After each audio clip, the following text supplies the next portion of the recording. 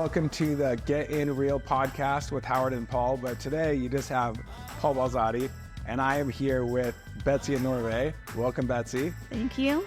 And we are in our newly renovated and new for us Cedar Woolley location, which is exciting. Yes. And today we're talking about how to have success in your first year in real estate.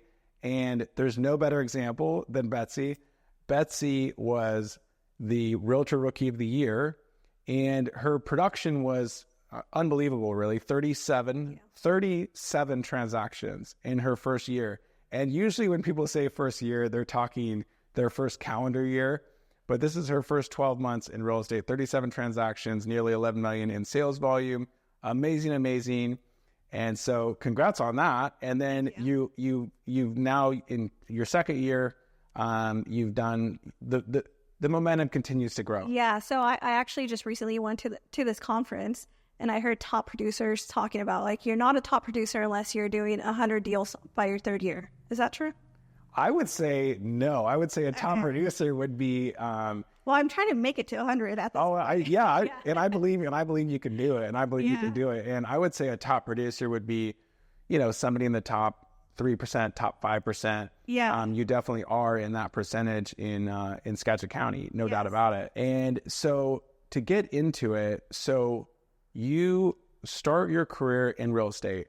Yeah. And I think that so many people, when they're getting their real estate license, they understand it's going to be hard. They understand that, you got to find clients and they're told, you got to save up and you got to prepare. You may not get paid for 6 months and all those kind of things. You obviously hit the ground running. Yeah. So talk about you're starting your career day one. What does that look like? What are the activities you're doing right away? Okay. So from the get-go, I knew I was going to do good. I interviewed, I'm going to say seven different offices. And I was really picky about who I was going to go with. But then that became really overwhelming because now I'm like, who do I even go with? Right? I just knew I was going to do good because I already had some deals pretty much waiting for me. They were just waiting for me to get my license. And the first place I went to was the Chamber, the Mount Vernon Chamber of Commerce. Yeah. And because I wanted to network with people. And I thought that's the easiest way. I also used to work there.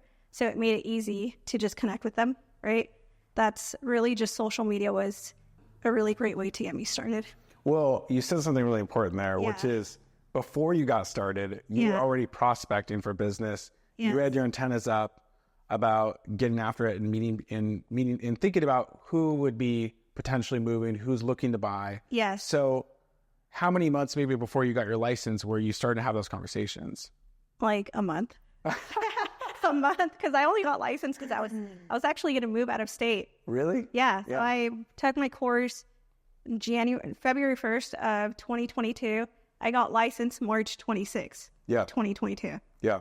So the moment I started getting my license, I guess I just started talking to the people closest to me and telling them that I was going to get licensed. Yes. Okay. Because I was going to sell a property I had. But then I had an opportunity for one of my close friends come up, and this duplex owner wanted to sell his property. So that's where my first deal came from, right? Nice. And then I had to sell my friend's property too in order for him to purchase this second one. So that was 2 deals before I even, just waiting for me. I think, having that, you mentioned you're a member at the Chamber. Yeah. And you're really involved with the Chamber. Yes. Right? So I think community involvement. Yes. Networking. You tapped immediately into your community involvement, and networking, the network that you have and the sphere that you have at least a month ahead of time. Yeah. And started talking about, I'm going to be in real estate. That's great. And then keep in mind, this is towards the end of COVID. Yeah. So I actually joined the Chamber. That first month they came back to being open to the public once the mask mandate was going away and all of that. So that was really cool because I thought I was the only new one there, but almost everyone there felt new. And I didn't know that until months later. Yeah. Yeah. So I was really nervous, but we were all pretty nervous at the time. So. Well, and what's great about also the way you operated right off the bat is we always talk about there's agents who are putting themselves out there, and then there's what we call secret agents. Yeah. Where they aren't really putting themselves out there. Yeah. They're just kind of hoping people find them, and they're not they're not getting out of their comfort zone. Yes. And you're part of the chamber, you're networking with people in the community, and you're putting your hand up and saying, I'm getting in this business, and you're asking for the business right off the bat, which is super important. Now, we could jump right into social media. So you definitely had a plan that social media. Too? Sure. Sorry. No, please go ahead. Yeah. So I actually, how I just closed on this 2.8. Yes. Amazing. Yeah. So I looked back at my text messages when I first started doing real estate. I was texting almost every agent who had some like big listings or just any new listings, right? I wanted to host open houses. I wanted to record a video in the house. And it's funny because I looked back at my text and I texted him. I'm like, hey, can I do a walkthrough video at your listing for your listing? And he said, no, thank you. And now I just sold his house. I sold his previous listing. Wow. Yeah. And he wasn't even allowing you to. And he wasn't even part of this because it was a new listing agent. So yeah, they fired him or let him go. Got a new listing agent, and then this house that he wouldn't let you preview. Yeah. Now you end up selling. Yeah. So, but you just brought up another thing. So we talked about reaching out to the community, networking, reaching out to your sphere. And then you also were going out previewing homes. Yes. And trying to learn the inventory and learn the business. Oh, yes. I want to be the pro. So it's like even I came into real estate knowing a lot about real estate, right? Just because I had already previously purchased houses. But I still didn't know how to sell real estate. So for me, it's like the social media part, doing videos and just being a pro. Fake it till you make it. No, fake it till you make it. Absolutely. Yeah. Yeah. And I just like doing it. It allowed me to gain my confidence. And just when I would meet with clients, even though like half of the stuff I was posting was just really tours. Yeah. Like even if I didn't have a client there, I was still going to go tour this house and post it. Yes. Right. I just needed some content. Well, and here's the thing. That's accomplishing two things because number one, you are putting content out, like you said, about real estate. People want to see the videos of the homes. Of course, people love looking at homes. Everybody loves to look at homes. Yeah. But you're also literally getting better at your job. Yes. Because every home that you go into, now you learn, okay, what kind of siding is this? What kind of, I mean, you obviously, you have your husband's in construction. You guys, so you already know construction, but then you're learning, okay, what are the materials they're using? What's the price of a home in this area right now today? Yes. And so absolutely, brilliant to be doing that right off the bat, going out, touring homes. And then also, for when we say fake it till you make it, it's not even like most clients, I shouldn't say clients, but most people in general, when they're hiring a realtor, it's not that they necessarily need to have somebody who has sold 1 million houses, but they do want somebody who's out there doing it and getting after it. I've always said people want to work with people who are busy. Yeah. It's like going on Google. I'm not going to go with a business who hasn't done any business or who doesn't have any reviews. I'm probably going to go with that person who's been like doing more work, right? Absolutely. So if you're not like busy and you're not staying busy, even if you're not closing deals, they're not going to know about you. You don't have to have the exact percentage, and we could talk about strategy too, but what would you say is the percentage of business that has come from social media for you? That includes, people that maybe you knew them a little bit, and then you started connecting more on social media, or so it's somebody you're friends with, but you think it probably came from social media, from you guys really engaging on social media, or random people on social media. I was thinking about this like last week. I'd say at least 90% of my business. Wow.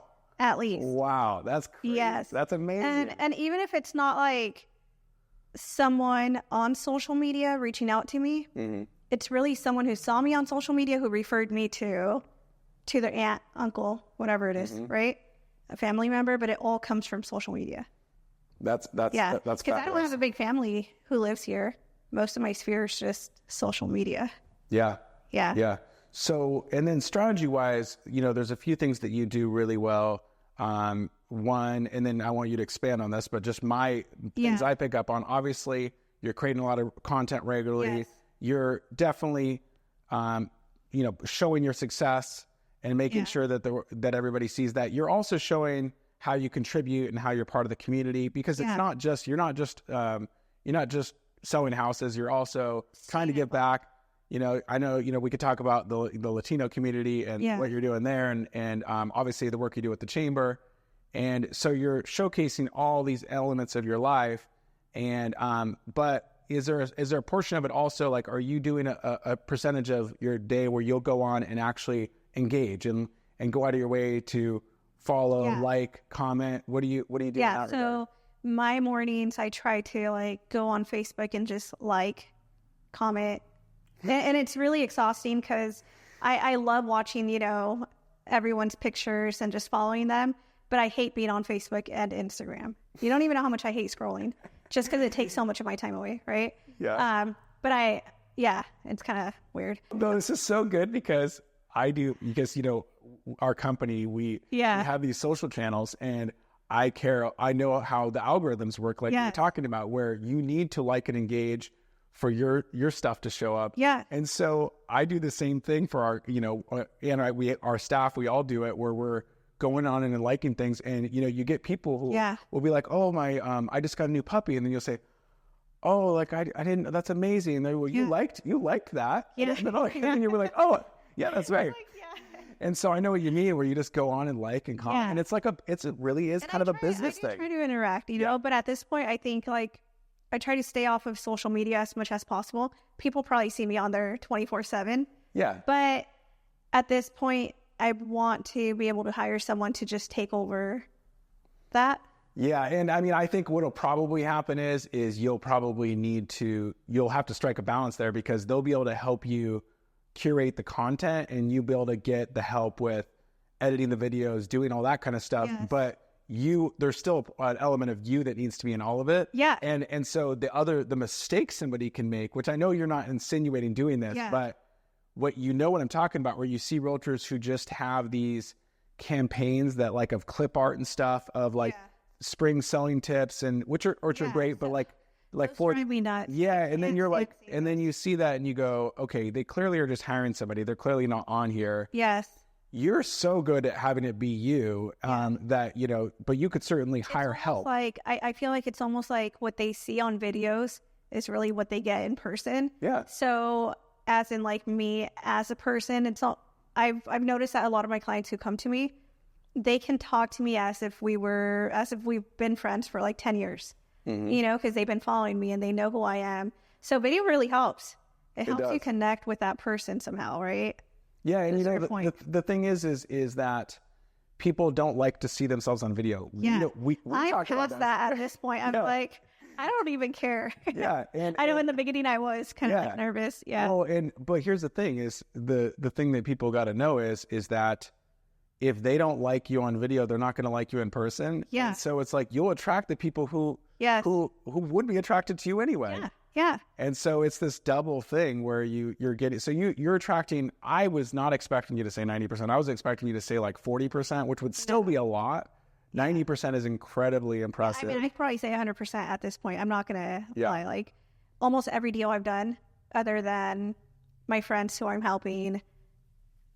Yeah. Which is maybe one. Yeah. But most people contact me from social media. And your budget on social media is very low, right? I mean, am I even spending money on sponsorship or sponsored ads? No. No, you have you pay for maybe video equipment. Yeah. You pay for I do invest in like expensive equipment. Yeah, because you want to you still want it to be high quality. Content to look good. Yeah. Yeah. So but no, once in a while I do, if I see that a listing is sitting, or just to bring in some more attention to that listing, but not like in order for me to get more business. 98% of my stuff on social media is organic, or my following. And yeah, exactly. Yes.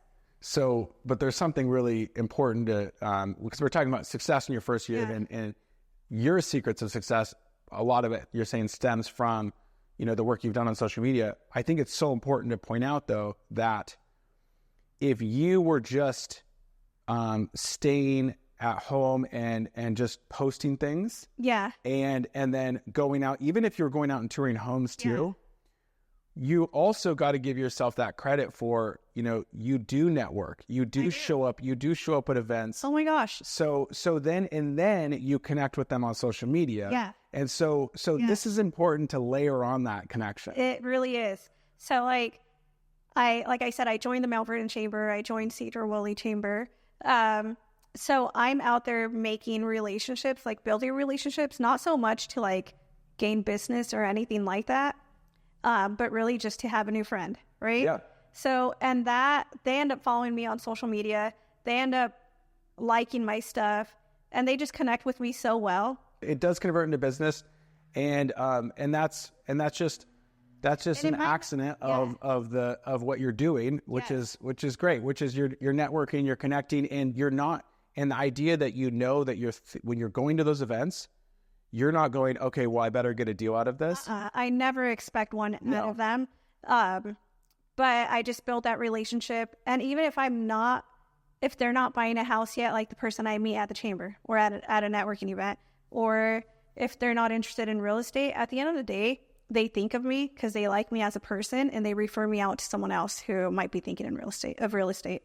Absolutely. So Absolutely. I guess like you can say maybe 10% of my business has come from that.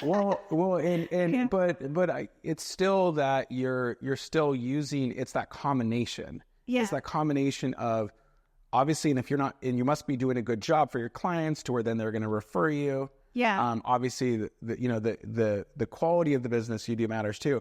But when you were getting started, that combination of getting out there and networking more, along with then combining it with all of the connecting on social media and then all the content you're creating, yes, all blends into where that business is coming from, which is social media, but again, some of from these other sources too.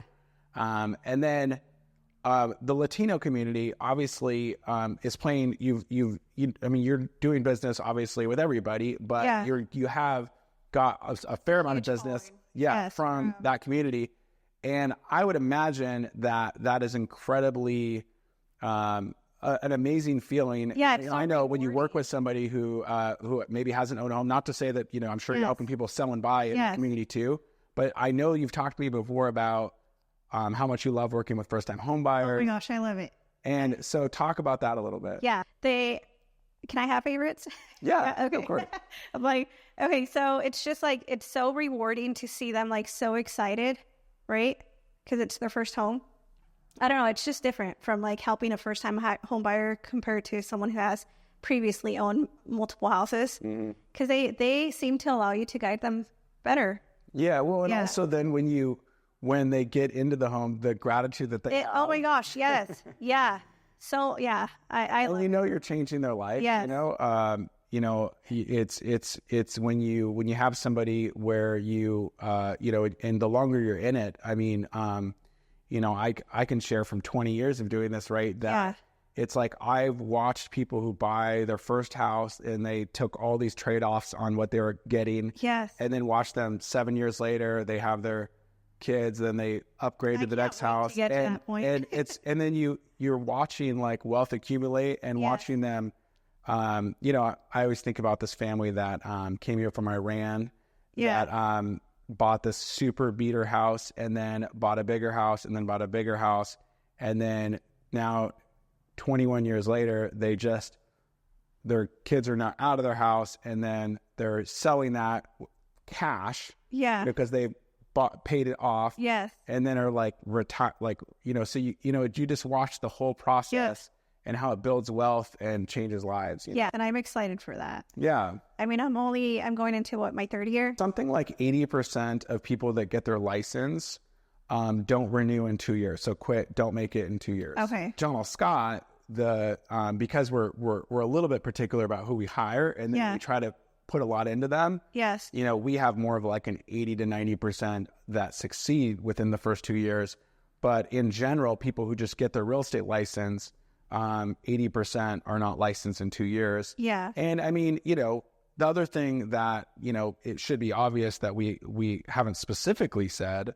Yeah. But, you had another business, and then, you understood what it was like to be self-employed too. But then you slowly dove like head first into this, and you put a lot of hours into it. It's not like you got your real estate license and said, "Oh, I'm going to try this out." I've never been a number person until now that I just want to meet my 100th deal. Right. But like when I got into real estate, another tip I would give is don't focus on the money because you're going to get disappointed. Yeah. Right? Because it's not, people think that it's just coming into real estate and you're going to have so many deals. And I mean, I guess it was a bit different for me. Yeah. But I came in with a pretty big sphere. Yeah. Right? Because previous to real estate, I was a makeup artist and I had done makeup on over 500 clients. Yeah. So that really helps. And it all came from social media as well. Yeah. So, but I'd say don't focus on the money because I feel like that makes you a different person too. That's just my personal opinion. Oh, no, it's true. We call it in real estate, we call it commission breath. Yes. So you don't want to have commission breath. Yes, you don't. And so you want to come in with savings or and with also like how you can plan. help someone else. Yeah, right? well, I mean, there's that element. There's yes.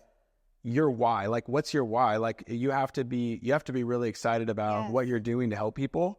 Yes. And because people can feel that, you know, they can tell if you're genuine about what you're doing. Yep.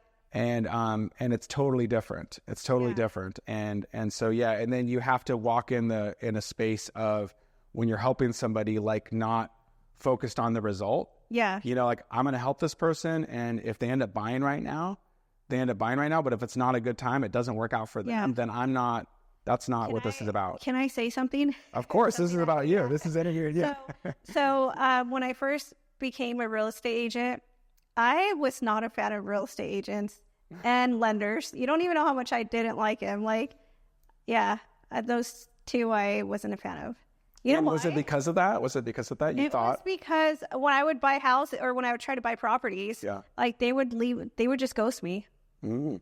You know, like if I couldn't get a house because my credit wasn't at 700 or whatever it was, right? Or I didn't have enough income, I wouldn't get an answer as to like why I don't qualify for this house. Instead, I would just get ghosted, like, you know. So that's why. I mean, I still had multiple properties, but it's very common for a real estate agent. Well, I mean, that's, you know, what I noticed previously to being a real estate agent. Well, you know what though, you were a young Latino woman. Yeah. And there's like probably also something in play there where you're getting essentially discriminated. Yes. Yeah. And so what was it conscious that drove you as far as like, when I get my license, I'm not going to be like that. Yeah. Yes. Which is and awesome. I still think like that. I'm like, I don't want to be that real estate agent who I asked for help. Right. So I don't want to be that real estate agent. I love it. Yes. So, and that really motivates me to be like the complete opposite, where sometimes I do stay busy and sometimes it's hard for me to respond to Instagram messages until like 2 days later because I don't have my notifications on. but it's like I try to give them an answer as to like, maybe this is why we can't buy a house right now, but we can do it in 3 months. You know, just work on this and we'll get there. Yeah. So I've had clients who it's really cool to watch it too, to like, they have no credit today, but then 3 months later, we're closing on a house because they followed the steps that I gave them. And those steps I was never given when I was the one shopping for a house. Yeah. Love it. So to summarize, you know, our secrets to success in year one. Yes. I think we could start from where we just left, which is having passion and a why behind what you're doing. Yes. And coming in a financial position where you don't need a paycheck right now. Yes. That you could work the business the right way. Yep. And attract the right kind of people and work the business the right way. Yeah. Start early, network. You know, you were networking. You were looking at houses right away. You were previewing homes right away. You were learning the inventory. Mm-hmm. You were passionate about learning the business and understanding real estate, and, not just people. And meet people, like network, but meet people, because I feel like I was president of Rooke. I met you guys. You guys nominated me for Rookie of the Year. Yeah. There was so much that happened in 2023, or like I got another award through the Chamber of Commerce, but I forgot. It's Rising Star Award. Yeah. Right. So just like the people you really surround yourself with is really important. That's a very good point too. Finding mentors in the community. that can mentor you or just like be support, right? And it doesn't mean it has to be other real estate agents, but it can be someone in a complete different field. Yeah. Although I will say that I do think that coming from my position, I do think that because we have realtors that start somewhere else for 6 months, 9 months, a year. Yeah. You know, obviously you had a short stint somewhere else before you joined us. Yes. You know, I do find that that, you know, there is great mentors all over the place, but there's, you know, definitely it's important what firm you're at and the leadership that's there, of course. I mean, when you're starting, you know, you're always asking questions when you have them. You're not afraid to ask questions, and you're still always trying to learn. And I think that's another thing, is having that mentality of like, you're always trying to get better. And you know what's good too is just like when I ask you guys questions, I don't feel like I'm asking a stupid question, right? So that's really important. It is. Totally. Sometimes with certain people, we do feel that way, that we're like kind of like wasting their time to even ask this question. So no, thank you for saying that. But yeah, so, you know, and I think you definitely, the combination of the networking you've done, the hustle, the hard work, the passion, and then really being very, you've used social media as your medium. If somebody's like, I don't love social media, there's farming, there's other mechanisms to market yourself. Yeah. But certainly social media, it's free in general to use, and using it and as a new agent, I do think even if you're going to do farming, you're going to do something else, even if you're not going to be the next Betsy Anorbe on social media, it's still an absolute key component to at least be competent and be on there and be working it to some degree. Yeah. And you're proof that you can use it as a mechanism to absolutely grow your business. Congratulations on your success. We're grateful to be partnering with you. And thank you for sharing as well, for everybody listening and watching. All right. Well, thank you for listening and watching. Be sure to subscribe to John L. Scott Anacortes on YouTube, and give us a 5-star review if you don't mind on iTunes. And thanks, guys. Cheers.